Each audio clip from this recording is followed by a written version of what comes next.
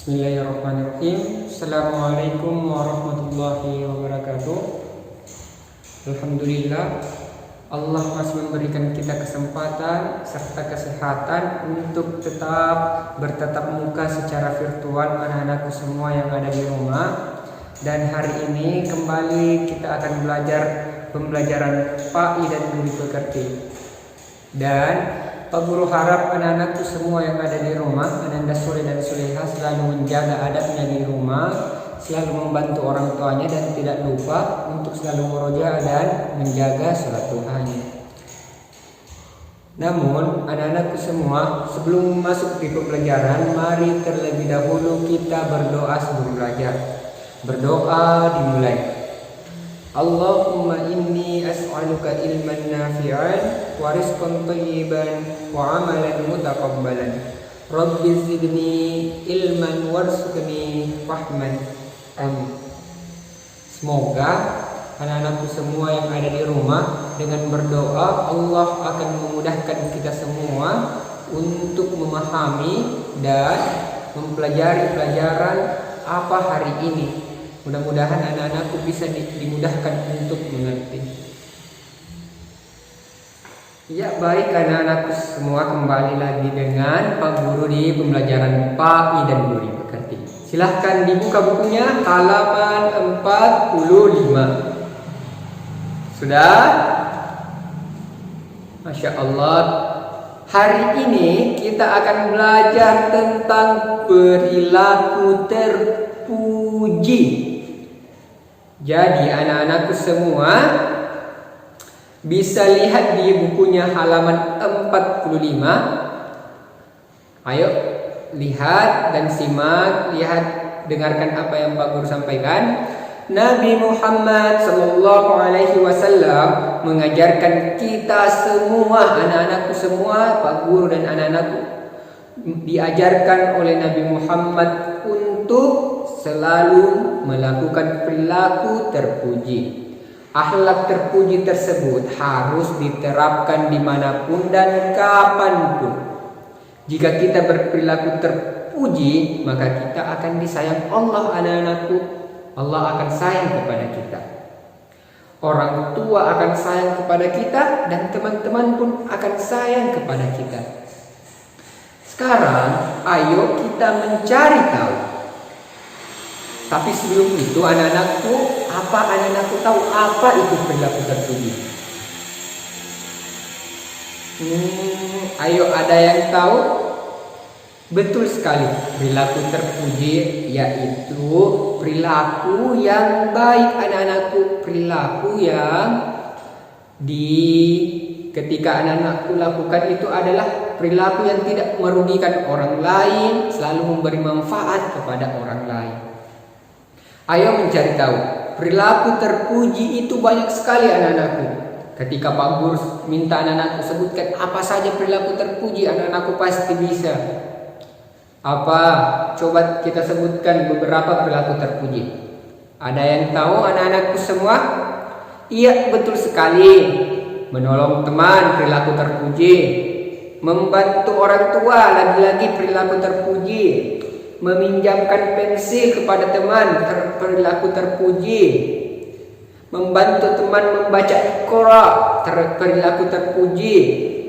Membersihkan rumah, pekarangan rumah, perilaku terpuji. Dan masih banyak lagi yang lain, anak-anak, perilaku terpuji. Sekarang ada perilaku terpuji yang harus diterapkan di sekolah, dan ada di rumah, dan ada di tempat mengaji. Cobalah anak-anak tuliskan perilaku tersebut pada tabel berikut. Jelaskan. Dan jika kesulitan, mintalah bantuan orang tua atau saudaramu. Jadi di bukunya pada halaman 45 ada tabel. Tabel pertama perilaku terpuji di sekolah. Tabel kedua perilaku terpuji di rumah. Yang tabel ketiga perilaku terpuji di tempat mengaji. Anak-anakku bisa tulis sebanyak mungkin perilaku terpuji yang ada di sekolah, yang ada di rumah, dan ada di tempat mengaji. Selamat mengerjakan. Dan anak-anakku bisa lanjut lihat di bagian A. Hormat dan patuh kepada orang tua dan guru. Ibu dan ayah merupakan orang tua di rumah. Ya, jadi kalau di rumah orang tuanya anak-anakku adalah ibu dan ayah. Tetapi ketika di sekolah, ibu guru dan bapak guru merupakan orang tua di sekolah. Makanya anak-anakku semua ketika ada di sekolah, dengarkan juga guru-gurunya. Dan ketika gurunya bilang diam, semuanya diam. Saat gurunya bilang siapa yang berani, anak-anakku bisa angkat tangan dan berbicara. Sebagai seorang muslim, anak soleh dan soleha, sebagai sahabat Qurtubah, anak-anakku harus hormat dan patuh kepada orang tua di rumah serta ibu bapak guru yang ada di sekolah. Ya, anak-anakku mungkin biasa ketika anak-anakku di sekolah sementara belajar, bapak guru dan ibu guru tiba-tiba mengatakan yang lain diam. Maka apa yang harus anak-anakku lakukan? Saat Pak Guru menjelaskan dan anak-anakku ada yang ribut di bawah, ketika langsung bapak ibu gurunya bilang, yang lain uskup. Apa yang anak-anakku harus lakukan? Lanjut cerita atau uskup atau diam? Iya, betul sekali anak-anakku. Anak-anakku harus diam dan kembali memperhatikan apa yang dijelaskan bapak atau ibu gurunya. Masya Allah, hebat sekali anak-anakku. Sekarang perhatikan hormat dan patuh kepada orang tua. Islam memerintahkan umatnya untuk hormat dan patuh kepada orang tua. Sebagai anak muslim, kamu harus hormat dan patuh kepada orang tua anak-anakku. Sudah sepatutnya anak-anakku semua harus hormat dan patuh kepada orang tuanya. Kenapa demikian? Orang tuanya, ibunya sudah melahirkan anak-anakku, sudah mengandung, kemudian dilahirkan lagi anak-anakku. Betapa sulitnya ibu kita dalam mengandung, sudah hamil besar, kita dalam kandungan, tapi saat sudah lahir, saat sudah dewasa, anak-anakku semua malah selalu marah-marahi orang tuanya, ibunya, tidak mau dengarkan perkataan ibunya, tidak mau bantu orang tuanya, tidak mau bantu ibunya. Astagfirullah. Itu anak-anakku perbuatan yang sangat dibenci oleh Allah Subhanahu wa taala. Bagaimana anak-anakku bisa masuk surga anak-anakku? Jika ibunya saja tidak diperlakukan dengan baik, selalu dimarah-marahi, tidak dibantu, tidak disayang. Padahal surga ada di bawah telapak kaki ibu anak-anakku. Anak-anakku pasti tahu kan bahwa surga ada di bawah telapak kaki ibu. Maksudnya anak-anakku bisa masuk surga ketika anak-anakku memperlakukan orang tuanya, baik itu bapaknya atau ibunya, dengan cara yang sangat baik. Dan anak-anakku, jika anak-anakku tahu bahwa ridhonya Allah ada kepada ridho kedua orang tua anak-anak. Ketika orang tuanya anak-anakku tidak meridhoi anak-anak, maka ridho Allah tidak akan datang juga kepada anak-anakku.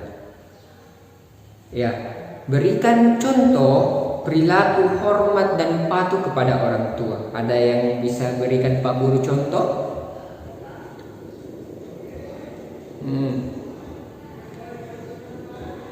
Betul sekali anak-anakku. Orang tua telah membesarkan anak-anakku, mendidik, menjaga anak-anakku dan dengan kasih sayang. Orang tua merawat anak dengan penuh kelembutan. Seorang anak sudah sepantasnya bersikap sopan dan berbicara dengan kata-kata yang baik kepada orang tua. Ya anak-anakku ya, selama di rumah nanti mulai hari ini anak-anakku tidak ada lagi yang boleh berkata yang kasar berkata yang buruk kepada kedua orang tuanya.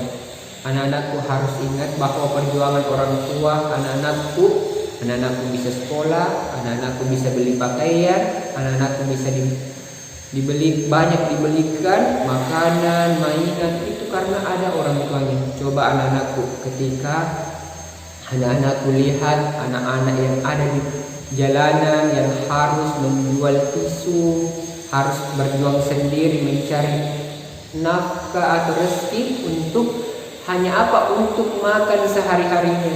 Anak-anakku di rumah sudah ada orang tuanya, kalau mau makan tinggal makan. Beda dengan anak-anak yang ada di jalanan, kalau mau makan harus jualan dulu supaya ada uang untuk beli makan. Maka anak-anakku harus selalu bersyukur apa yang Allah telah berikan kepada anak-anakku. Dan silakan perhatikan di halaman 47, hormat dan patuh kepada guru.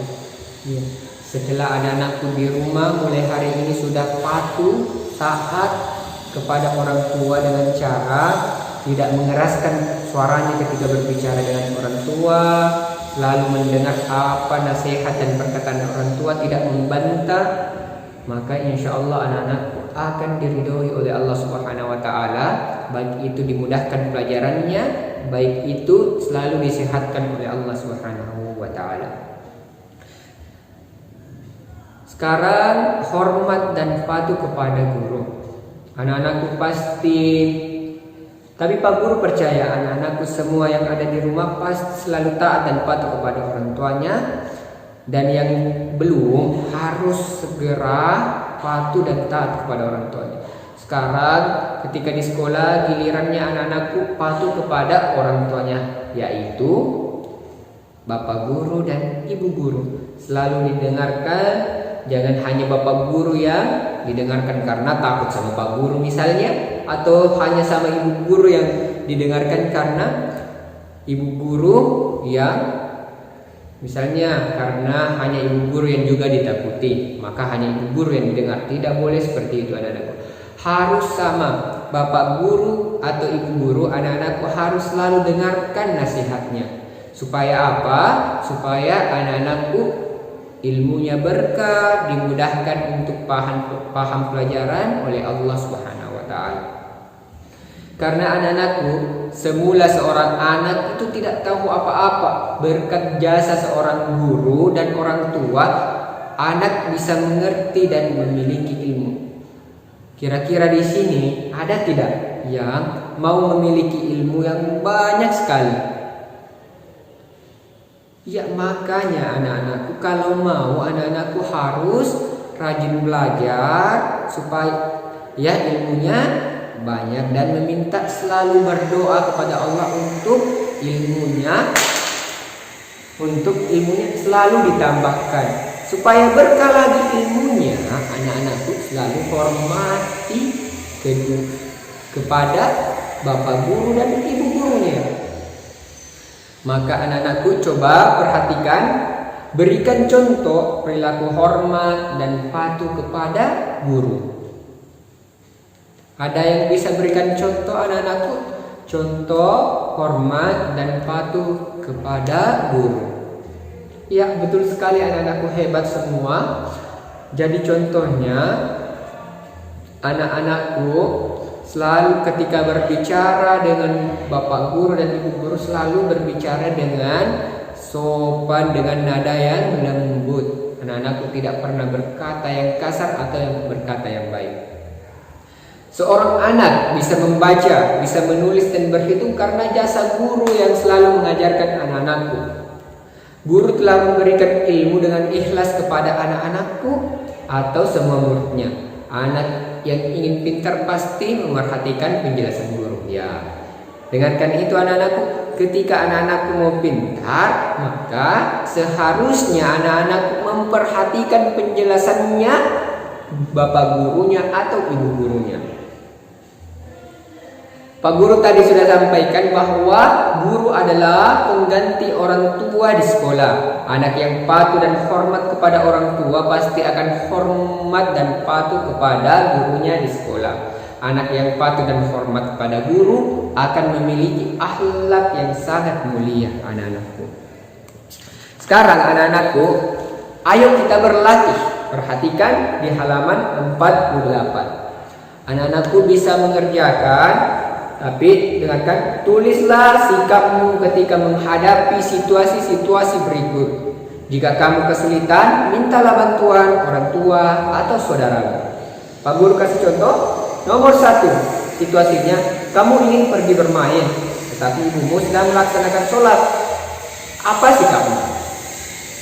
Ya tentu sikapnya anak-anakku menunggu orang tuanya atau ibunya selesai sholat, baru meminta izin untuk pergi bermain. Itu seperti itu contohnya anak-anakku ya. Silahkan diselesaikan atau dikerjakan nomor 2 sampai nomor 5. Semangat mengerjakan.